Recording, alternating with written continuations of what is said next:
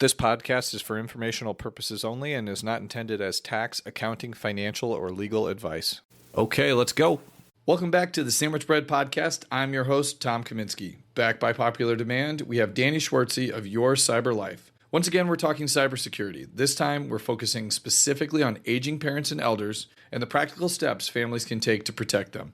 This episode builds on our last conversation with a few important adjustments for a very different audience. Let's get into it. All right. Welcome, everybody, back to another episode of the Sandwich Bread Podcast. I'm your host, Tom Kaminski. I'm back again by popular demand. Danny Schwartze, CEO of Your Cyber Life. He scared us with the last episode, and for this episode, we're going to mix things up, and he's just going to scare us again. Yes, just keeping consistent. Good. No, as mentioned in the prior episode, and I certainly think you should give it a listen if you have not, we went through some fundamentals of protecting yourself from cybercrime, just the basics, basically things to think about and implement in your life.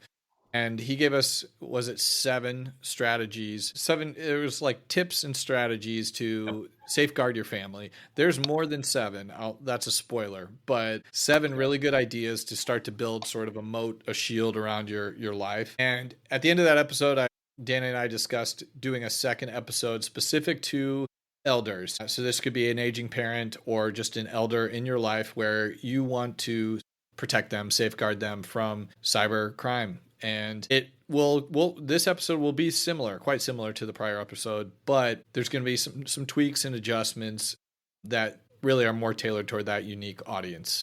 So, Danny, welcome back. Yeah, glad to be here. All right, man. So maybe let's do the abridged, brief background.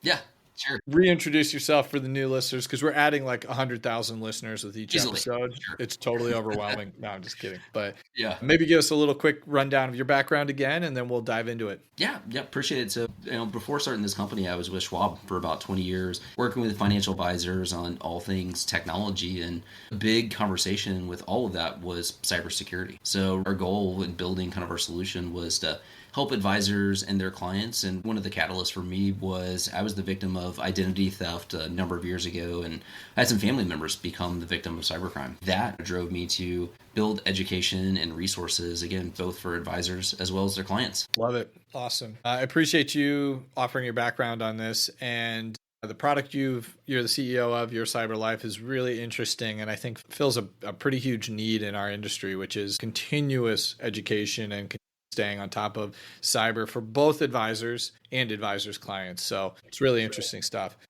All right. So without further ado, we're going to dive right into tactics, strategies to safeguard the elders in your life, or yourself. Let's be clear. These are perfectly applicable to your own personal situation.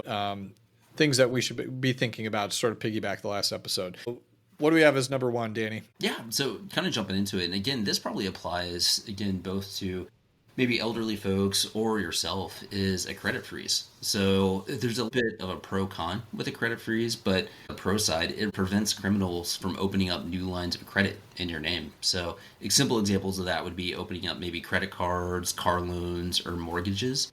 And the nice thing about credit freezes now is they're free and they last indefinitely. So really the only con side to it would be having to plan ahead a little bit. So say if you're opening up a new credit card, for example, you'll have to plan ahead because you'll actually have to request a temporary lift on your credit freeze. Then you'll also have to remember the logins and passwords to all of the 3 credit agencies. But overall, it's still one of the best lines of defense against identity theft. I like that. Yeah, it's honestly not that inconvenient. For someone like myself, we open a new credit card more than every few years. It usually boils down to you purchase a car and they need to do a comprehensive credit check on that and things like that. Or refunding a mortgage or something like that. It's kind of these events that do happen, but they're not super frequent. And then I don't know if this is the best practice, but you can, when you lift those credit freezes, you can set a clock on it to reestablish it. And so you lift it for 4 days and during the window when they're running the credit, and then you don't even have to think about refreezing the accounts. It just automatically happens. So Yeah, that's what we not highlight. terribly inconvenient, but I think terribly valuable when it comes to protecting yourself. Absolutely. And the biggest inconvenience side of it, like most things, is just remembering the logins and passwords. So Yeah. one of the things this is a little bit of a side, and it goes back to kind of the previous episode, is if you're using systems like antivirus software, which we highly recommend, most of those now have a password manager tied to them. So again, you don't necessarily have to remember, the unique logins and passwords, but those password managers have a tendency to help with those things. Yeah, that's a good point. It's the 3 credit bureaus, right? Experian, Equifax, TransUnion. And I believe what they do is a user ID password and then usually have an extra PIN, like a third level to it. And using a password manager is a really good idea. That's an interesting extra step to take to make it even more simple. Yeah, especially because a lot of times folks kind of forget about it. So say if you're in the moment going through a refi or buying a car, getting a loan, just having that installed on your device and phone and just being able to access it quickly is very, very convenient. Like it. Cool. Okay, what's next? Yeah, so it kind of plays along the same lines as talking about how to secure individual or important accounts. So the way we define important accounts would be things like email, your phone or cell phone provider, bank, and any financial accounts. So we highly recommend adding multi-factor or two-factor authentication to all those accounts, in addition to having a strong password.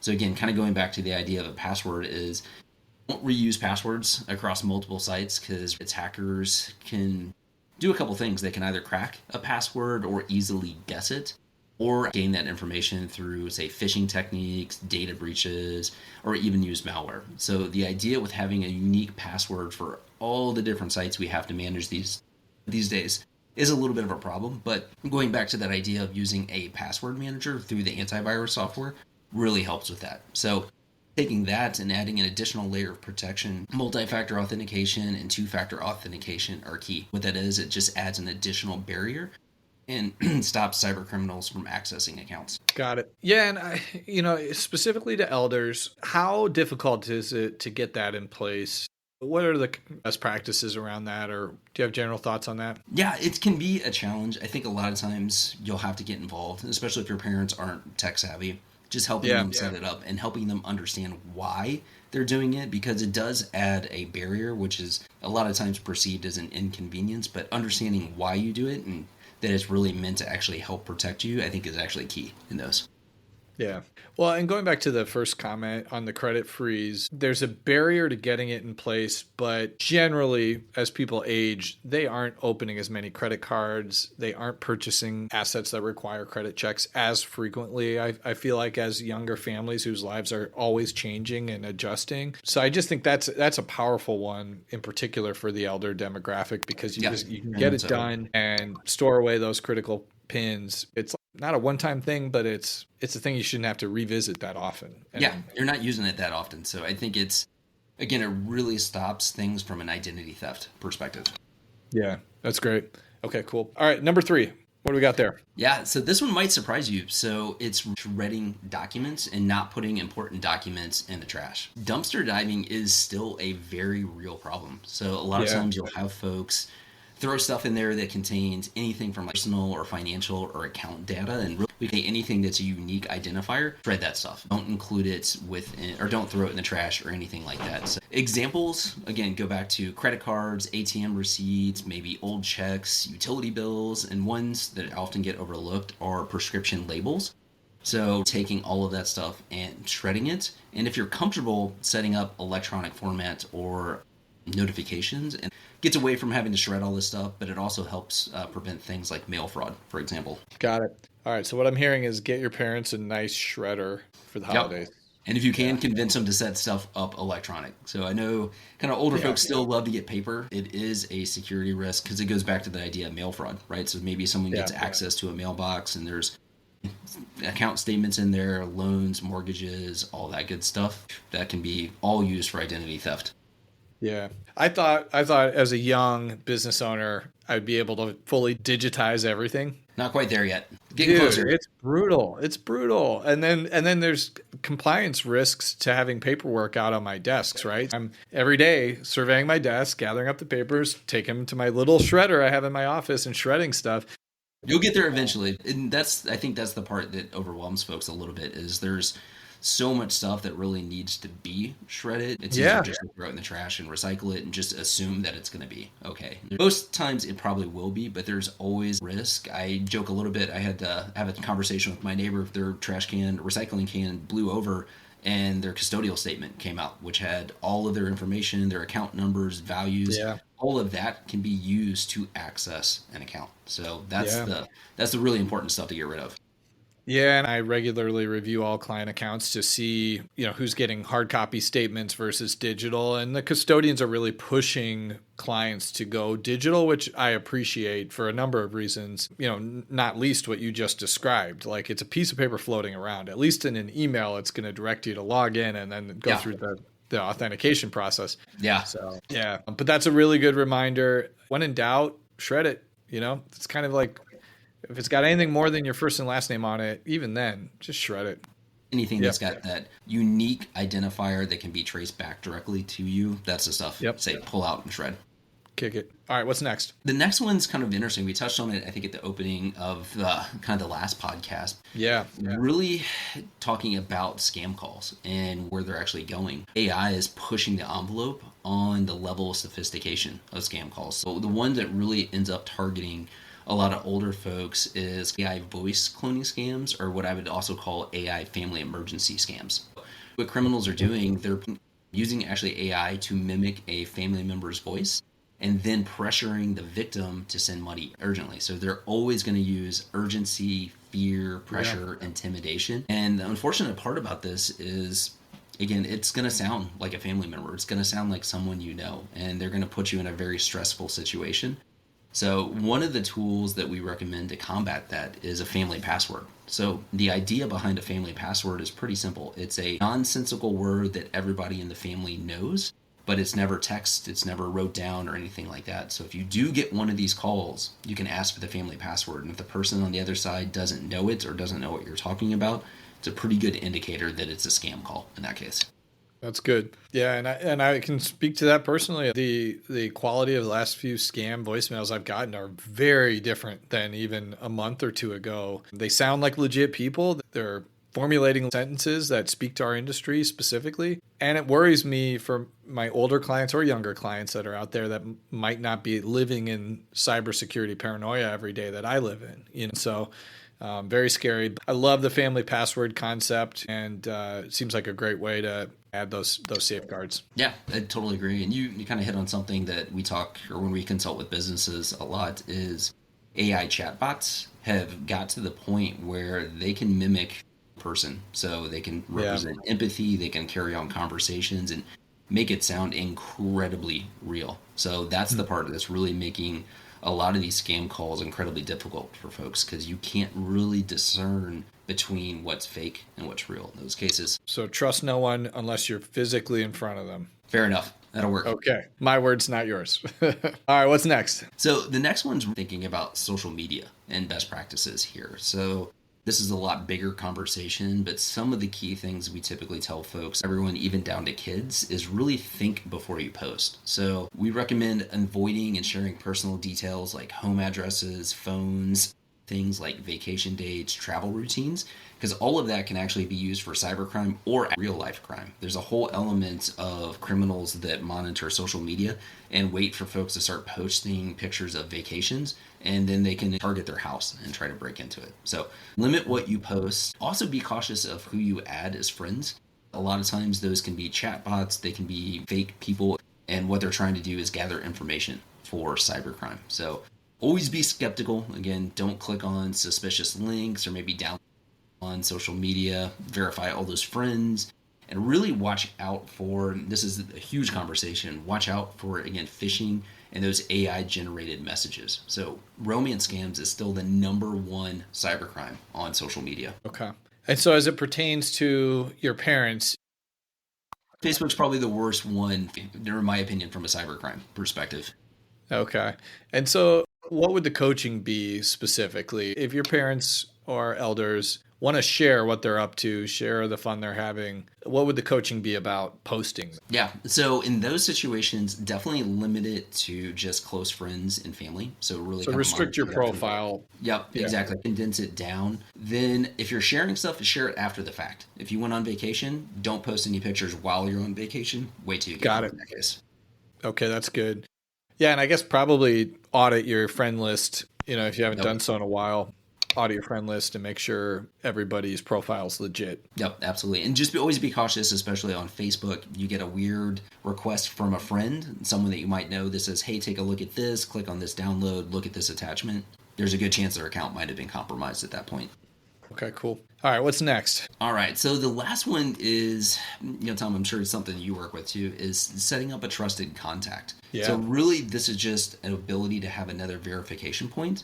So we coach advisors on this, mainly for the fact is, say if you do get a really weird call from someone that sounds like your client, maybe they're requesting money movement requests or things like that, having a trusted contact that you can reach out to just to validate, to make sure things are okay and legitimate, is a really good one. But again, it kind of goes back to that idea of, hey, maybe we got a scam call and someone sounds like a family member, hanging up from that and actually reaching out to them directly, or another person that might be with them, just to be able to validate the legitimacy of the request. That's great. That is another area of regulation that I appreciate. There's a big push with financial advisors to get a trusted contact on file for their clients. My clients are like, why is this guy always pestering me for more information? And I hear you, clients, but it is valuable, especially even for younger people. You never know. Yeah, to your point, I get a strange phone call, or young people can become incapacitated as well. It's not just elderly individuals or have cognitive issues. It can happen to anyone. And so having that trusted contact, even if it's your spouse or somebody close to you on file, is really important. And I appreciate that aspect of regulations where they really are pushing advisors to run down a trusted contact for your clients or try really hard to get one on file. Yeah. And it's interesting. Like you said, we touched on it from kind of the last podcast. Cybercrime is a multi-generational problem. Actually, the largest growing demographic right now of actually becoming the victims of cybercrime is the age 20 to 29, because they have a tendency to trust text messages and sometimes voicemails and calls a little bit more, and not using that skepticism. So there's a whole world of cybercrime that's really built around simple everyday interactions. So things like, hey, you've got an Amazon package coming in, click this to verify and enter your information. So that demographic itself kind of plays the same thing, right? So it's like having a trusted contact, even for them, can be incredibly helpful. Got it. Awesome. Well, not awesome at all, Danny. I shouldn't have said that. It never ends. It never ends. Never ends. Never gets easier. So just like last episode, you did not leave us with any good stuff. This was all sad. Only fear. Only fear. That's only the only thing. Fear and sadness. Your cyber life. Only fear and sadness. That slogan and ideas. That's our slogan. Yes. That's a freebie. That's a freebie. Awesome. All right. Well, I really appreciate it. And that rounds out the list, right? We hit on all of them. Any resources you would point the audience to safeguard themselves and the elders they care for? Yeah. So there's some really good public resources through the FTC and the FBI. Those actually link out to other government resources as well. Readily available, really, really easy to use. So I'd recommend those for anybody that's not working with you. Great. Yeah. And just like the last episode, I'll make note of the fact that I use your CyberLife product, and we'll add that to the link in the show notes, as well as a place you can go to as an audience member to learn and access the content Danny and his team are creating. Appreciate it. All right. Well, that's the challenge in closing. Come up with a happy episode, and then I'll have you back. We got to get better at that. Yeah. We'll find something. Very good, man. All right. Well, thanks again for joining us, Danny. I really appreciate you taking the time, and you did a great job as always. And we will definitely have you back again to talk shop some more. Thank you, everyone, for tuning in again to another episode of Sandwich Bread Podcast. We'll link to the show notes with all the great resources discussed in today's episode. I wish you all a great week, and we'll be back again soon. Take care. Sandwich Bread Pod is hosted by me, Tom Kaminski. Huge thank you to Lauren Nose, our executive producer, for making this show happen, and to Andrew Maxon of Celebrator Creative Studios for branding and design. And lastly, to Audionautics for our theme music. Are you someone in the sandwich generation? We'd love to hear from you. share with us your story, and maybe we'll find a way to work you into our podcast, or simply reference the materials and the experiences you've had. We value that very much. Reach out to us at sandwichbreadpod@twinrobins.com or hello@twinrobins.com. TWINROBINS.com. Thanks so much again for listening. The information discussed in this podcast is only for general explanations and education. It is not specific tax, legal, or investment advice. Before acting on anything you heard here, first consult with your tax, legal, or investment advisor. Past performance of any investment discussed on this show does not guarantee future results. Twin Robins Capital LLC is a registered investment advisor offering advisory services in the states of Missouri, Georgia, Indiana, Virginia, and in all other jurisdictions where exempted. Registration does not imply a certain level of skill or training. This is a Twin Robins production. I think we nailed it.